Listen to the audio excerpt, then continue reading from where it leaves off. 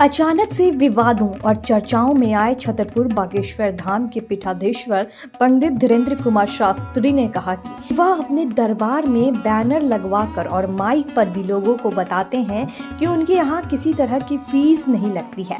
उन्होंने कहा कि हालांकि कई बार उनके शिष्य उन्हें गुरु परंपरा के नाम पर दान दे देते हैं। धीरेन्द्र कृष्ण शास्त्री ने आपकी अदालत में अपने भक्तों से मकान, फ्लैट, घोड़ा, गाड़ी मांगने के बारे में कहा कि भक्तों से दक्षिणा लेते हैं और लेना बुरा नहीं है। उपयोगिता अच्छी या बुरी होती है कि हम उसका सदुपयोग करते हैं या दुरुपयोग। अगर कोई कुछ देता है तो हम गुरु होने के नाते उसे स्वीकार करते हैं। हम उस परंपरा से हैं जहां गुरु को अंगूठा तक दान दे दिया जाता था।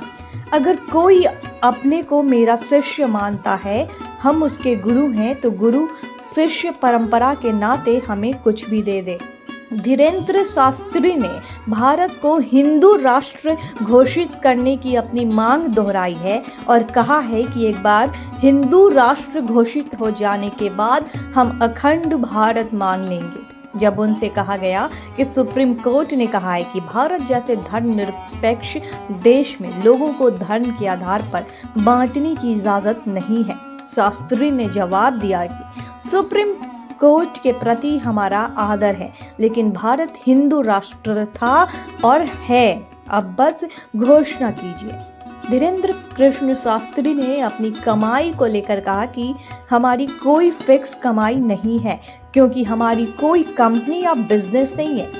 हमारे पास करोड़ों सनातनियों का प्यार, लाखों करोड़ों लोगों की दुआ है, हजारों संतों का आशीर्वाद है। जितने सनातनी हैं उतनी कमाई है, आप लोग हिसाब लगा लीजिए।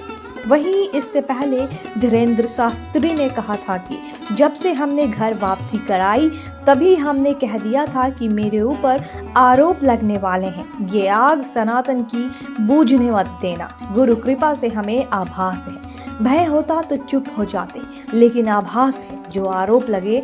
गुरु प्रेरणा हमें बता रही है कि बहुत जल्दी लोग हमें रास्ते से हटाने का काम करेंगे।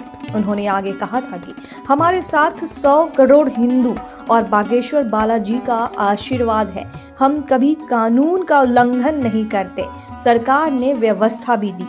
कैंसर अस्पताल पर उन्होंने कहा, बागेश्वर धाम में पहले मंदिर बन रहा था, लेकिन अब वहां पर मंदिर की जगह कैंसर अस्पताल का निर्माण होगा।